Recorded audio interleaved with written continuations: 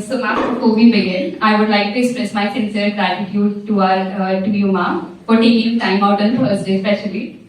Thank you from my side to have me here. I think it's always nice to come back to colleges, get that feeling of being back in college and speaking to students. It's always lovely to get away from usual working days and just be there and feel the young crowd and understand, talk to them. It's always it's a co-learning experience altogether. Yes, ma'am, that literally means a lot. So, ma'am, with that, let's begin with today's session. So, I would like to begin with my first question. Every professional has a starting point. Can you take us back to your first job experience? What were the biggest challenges you faced, and how did your career evolve into HR? Perfect. It's a very interesting story. So basically, I did my masters from Pune University. I graduated from Pune University, and then there's this one fine day when I was sitting for campus interviews, and the organization called Hyundai Globus came into our college campus. Hyundai Motor is the main organization. There is Hyundai Globus who supports the logistics wings of Hyundai. There is Hyundai Mobis which supports the ancillary parts of the auto ancillary parts. So they have multiple smaller subsidiary units. Right, to the next question. So the role, many students see HR as just about recruitment, but HR plays a vital role in employee well-being and career development. How do HR teams contribute beyond hiring? I think it's a big myth if somebody is thinking HR is only about recruitment. Recruitment is a very, very important part of HR. But apart from recruitment, obviously there are multiple facets to HR. And in the current scenario, if I have to talk about in the current scenario, HR is all about business partnering. So how do you impactfully make contributions in the business while you are being an HR? So the people strategy, how the organization is growing. So in case if organization is planning to expand. So if I give an example, today at Nicobar we are talking about growing from say 22 store to 28 store in the next year. I am sitting in those discussions, those strategic decisions to say that what would be the impact on people strategy. What kind of talent we really need to hire? What would be those new positions in context of the current marketing situation or current market situations? So whether we need to have more talent who are more, they are more tech savvy, whether they are more, comfortable with AI. How do we actually bring in efficiency? So those are kind of decisions or discussions that happen at a strategic level. So definitely HR is not only about recruitment. And even in recruitment is also not only about sourcing and hiring. It's more, there's a lot more in terms of recruitment. Being able to actually gauge the right talent. That's a very, very critical and niche skills to be able to actually understand whether this particular person fits to the requirement of a role. One is the technical requirement which you can actually maybe look at the CV, look at their academics and say, okay, this makes sense. But more than that, what is the profile fitment? What is the individual's fitment in terms of personality, in terms of in terms of their competitiveness, right? That has become a lot more important for organizations. So skills we understand, academics you already have, skills is something that we'll be able to train. But the personality is something that really becomes very important. So I think, apart from this, I think every other function these days requires somebody to be a partner with them, right? Because there is a lot of things that happens day in and day out in terms of the technical functional requirements.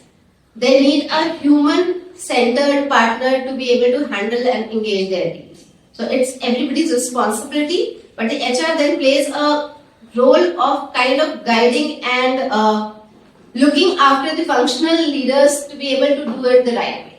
Right? So it's no more that HR will be able to manage or engage your talent. We are facilitating, we will be guiding, we will be ensuring that if you need support, we are there. That's the HR business partnering role.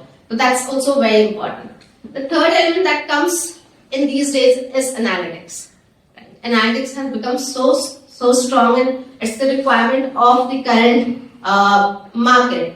So HR is no more, somebody who's just managing people and attendance mark kar diya, payroll mark kar diya, it's all there. It's all about what is the impact of per person, cost to revenue, what is the impact of the productivity, whether the attendance is actually showing productivity, is it showing effectiveness of how much are we investing on our talent versus how much we are also actually, kind of putting out in terms of revenue. So all these things are now totally becoming quite critical for HR professionals. And yeah, it's pretty much not only recruitment.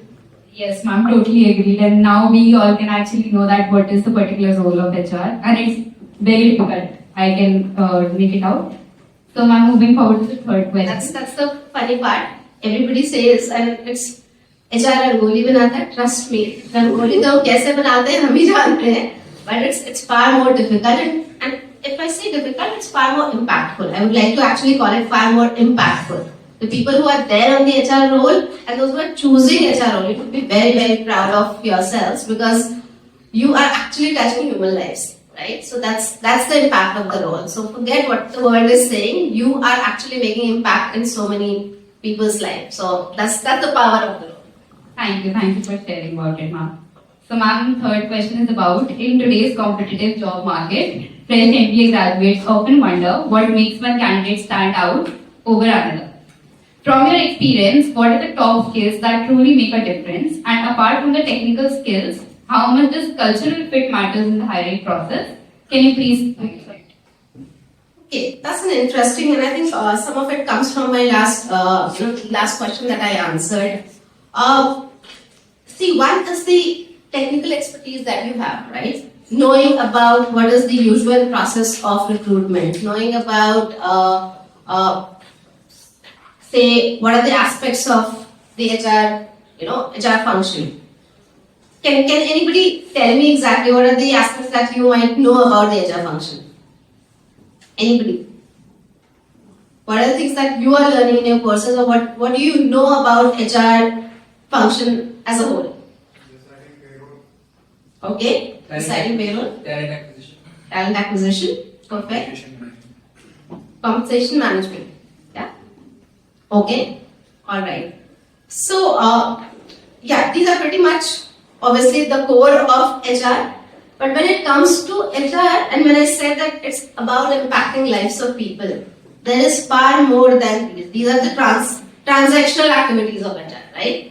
But when you're in an HR role, you're actually responsible for ensuring that every individual is engaged and motivated in what they are doing, right? Now, how do you do that?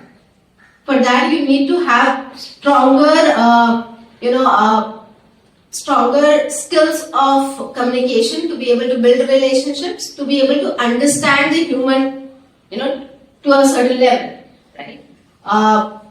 To be able to understand what could be the certain motivators of different people, because not every individual is same. So you would need to understand that this X person is motivated by say salary, Y is motivated by a career, right? Say Z is motivated by something else which is important in their life. So that nuance is very critical. And I think if I have to talk about HR professionals or even any fresh graduates right now, the topmost skills apart from the technical requirements, it is that you or that person should be quite flexible, or they should be proactive, and they should be open to take initiatives, right? So that learning agility is quite important, because trust me, it's not like that you finish your course and then you go to a corporate world and you will be all suit, tie, and directly walking into meetings. You will have to actually learn through the entire process and with small little things. The more you learn through the small little things, the better you will be. Right? So that's one thing. So the learning agility is very critical. I think in the current context, being tech savvy is very important. The third element for me, I'm not sure if you go out and maybe do ChatGPT and see what are the top qualities of HR, they will obviously tell you proactiveness, initiativeness, being able to understand humans, so being empathetic, right? That's also very critical. But for me, I think creativity is very important. A skill that obviously, it comes by definition. If you are a designer, you would say creativity. But for an HR professional, creativity is very important, because That's how you find out different ways of engaging and motivating people. You really can't be, reaching out or kind of talking to people or creating connections just by bookish language. So you have to actually be creative. So for me, being creative is very, very much important. One of the strongest, I would say, qualities these days that organizations do look for is a strong work ethic. Right? How do you ensure that you live up to your words, or whether your intent of what you have committed is right? So that strong work ethic, discipline is something that is being very, very much recognized in the world, and all these actually play part in terms of when we look at the culture of fitment. For example, if I talk about Nicobar, we say that there are top 3 things when we talk about our values, right? We say that we are an organization who is obviously modern, yet very much rooted in our thoughts. So Indian rootedness is our quality. So in whatever we do, we try that it depicts a certain nuance of our Indian culture, right? We don't say sir, ma'am in the office. So because we say that we are modern, we respect. Respect is important. Not saying just say sir and ma'am just for the sake of saying. But at the same time, whatever we do, that Indian touch or just being able or being aware about that goodness is quite critical for us. The second element that we talk about is people first, right? Every individual, at Nicobar, it's about a collaboration culture, right? It's not about my function, your function. The way of working is so collaborative that we can't function in a silo. So when we look for people at the time of hiring, we do look at whether these people are showing collaborative approach in their experiences that they are explaining. How they are coming, what would they do in terms of a challenging situation? How would they approach an individual in terms of a feedback? Whether that feedback has to come in a way where they are able to appreciate what is right, but they are also able and they have the courage to say what is not being, what is not right and how they can actually improve. So I think these are few of the qualities that are being very, I think they're quite important for organizations, and obviously at Nicobar these are quite important for us also. So thank you, ma'am. And as MBA freshers, you told us 3 pointers like learning is really important, and then creativity, and of course following ethics. So thank you so much, ma'am. And then I really loved the culture which you told about the Nicobar as well. So moving forward to the next question, many candidates focus on what to do in an interview. But let's flip the perspective. What are some common resume or interview mistakes you see in a fresh graduates, and how can they avoid them? Okay. So I think if I look at so you're asking me what are the common mistakes that we do at the time of Ma'am, it's what are some common resume or interview mistakes you see in fresh graduates? Alright, got it. So in terms of resume, I would say the resume has to be very crisp in terms of what exactly you want to say. We have seen across multiple resumes which has a laundry list of so many things that we have done and kind of very small letters. It's kind of hard to read sometimes, right? So I think it has to be quite crisp. And it should call out what are your top things that you might have done in your internships, or you might be doing certain impactful things in your college life also. So those are the things that you would like to call out very categorically while keeping it crisp to the core. You should focus on the skills that like I said, and what are the skills of what are the skills that you put that sets you apart from the rest of the crowd. So maybe talk about those in the resume. And yeah, pretty much the basic details, because being a fresh graduate, in case if you have an experience, we do talk about it. If you do not have a prior experience, then you talk about the different extracurricular activities that you have done, and that speaks about certain qualities. Right? So somebody who is a sports person, that would talk about certain qualities of being a team player and so on. So you might just be able to kind of focus those things in your resume. But I think pretty much it should be simple, crisp for a interviewer to just scan through and understand the background in a little detail. In terms of interview, okay, so we've done a lot of interviews of freshers. What we really have come across these days, is one, being on time is very important, right? So if you have an interview, you ensure that you are on time, right? That's one thing.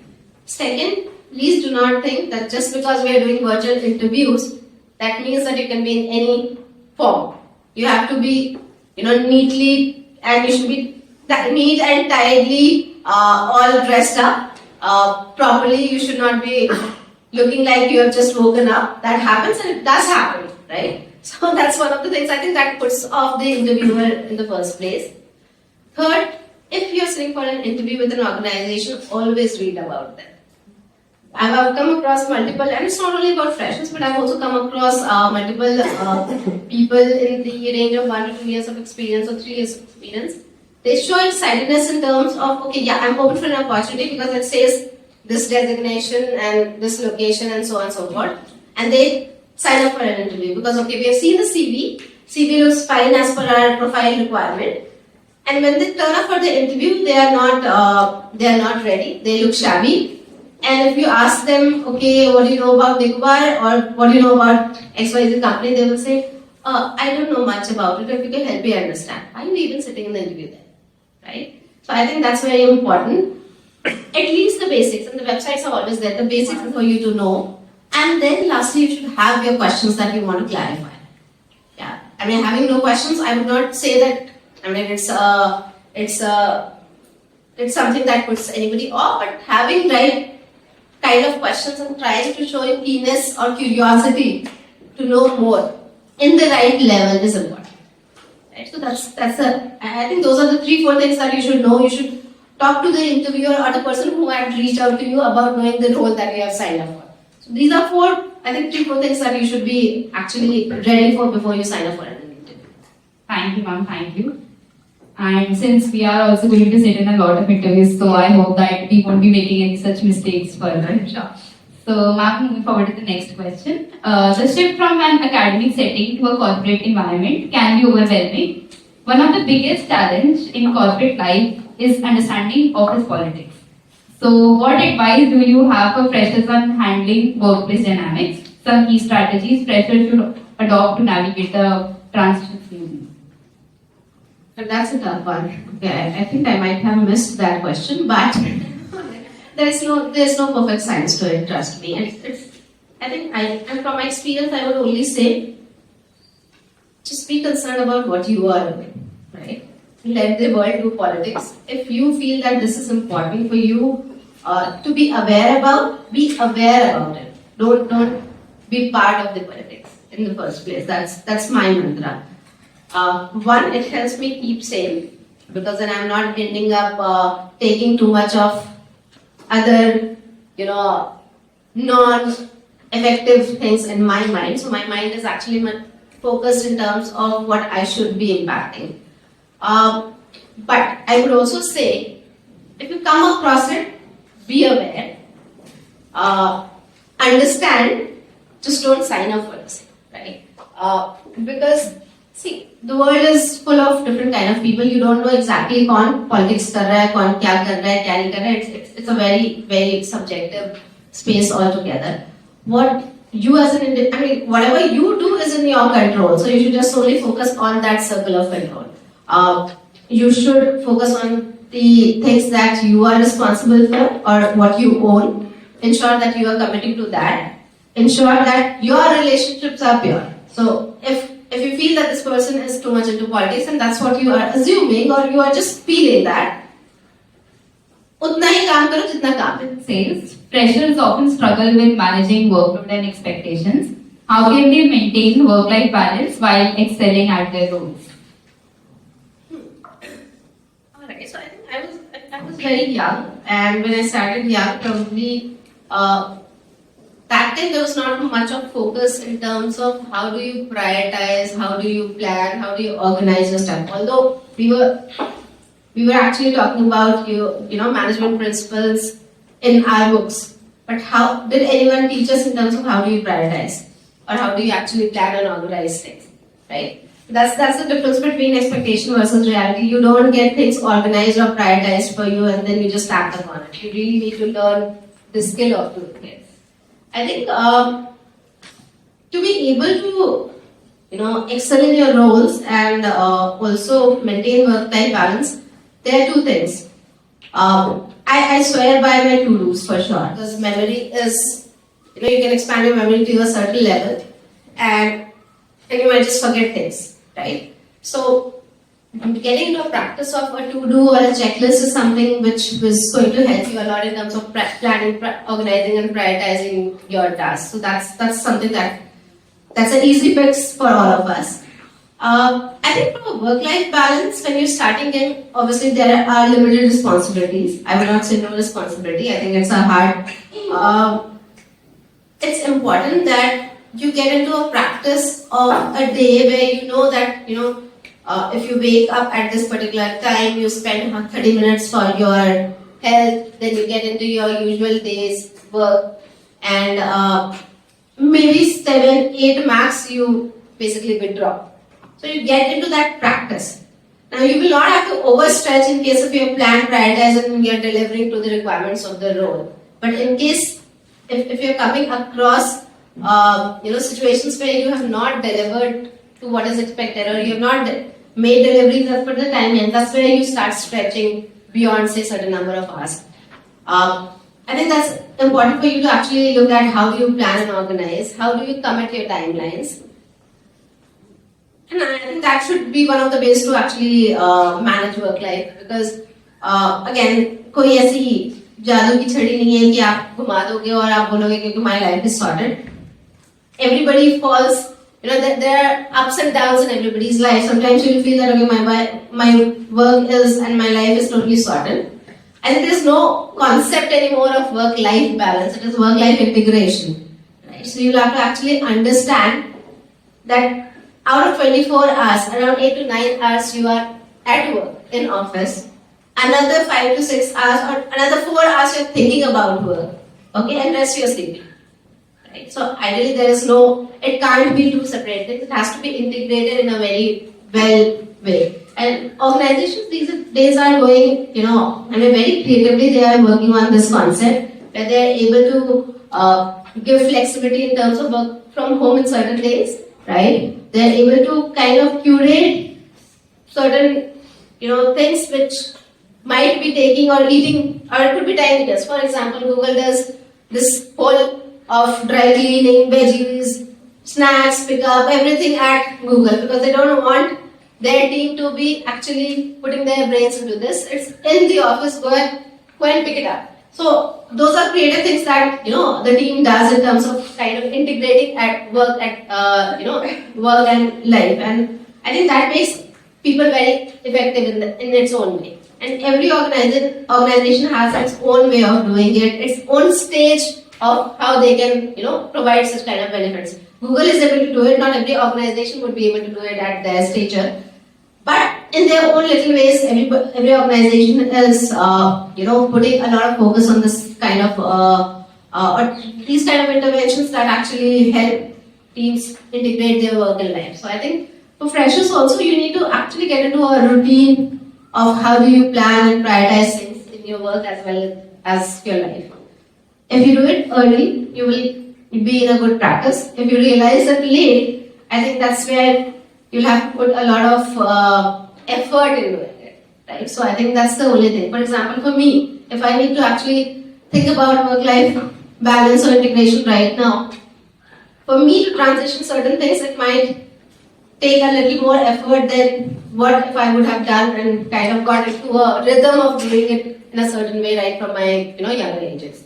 So that I think that's the only way we could actually work it out. Okay, ma'am. So definitely I could agree that acceptance is very much important and adaptability as well. Thank you, ma'am. This was the last question, but now we have one fun element as well, which is going to be a rapid fire round. I'll be asking you some of the questions and you need to answer them. So the first question. I'm bad at rapid fire also. I can't think straight in rapid fire. So, ma'am, first is one word to describe your first job experience. Crazy. What's the quickest way to make a great first impression on an interview? Okay, you should have the right attire and look smart. I think that's the only thing because उसमें तो चेहरा पहले ही दिखता है, तो you should be smartly dressed. Okay, ma'am. So your favorite way to unwind after work? Oh God, these days it's about playing with my daughter because I have no other choice. So yeah, that's it. Even it could be the favorite way or non-favorite, but this is the only way actually. Okay. Next is, if you could give students one cheat code for corporate success, what would it be? There is no cheat code. If HR wasn't your field, what career would you have chosen? I don't know. Maybe a traveler. I think HR came very naturally to me. I never thought HR would be my field. It just happened naturally. Okay, ma'am. Yeah. So I was never good at that question why you have chosen HR. Trust me. So yeah. But then I know because I was very good with people. That's why I think that came naturally. A myth about HR you would like to debunk? हम रंगोली नहीं बनाते. Thank you, ma'am. Thank you so much. Right. Thank you. It was lovely.